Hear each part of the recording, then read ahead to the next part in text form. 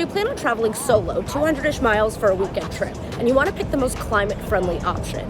Do you drive, fly, or take the train? Today, I'm hopping on Amtrak's electrified Northeast Corridor to find out. Let's use a one-way trip from New York to DC as an example, about 225 miles. I pulled emissions estimates from the Environmental Protection Agency and then did the math. Planes and cars emit way more than trains. Short flights are especially bad because takeoff and landing burn the most fuel, which is a huge share of emissions on a 1-hour flight. So if you've got access to an electric route like the Northeast Corridor from Boston to Washington, DC, that's probably your lowest emissions choice. This line is fully electric and one of the cleanest routes in the country. But most passenger trains across the US still run on diesel, and those emissions are closer to car travel and sometimes even worse on long-haul routes. In total, cars produce the most transportation emissions because Americans drive almost every day and most people don't fly regularly.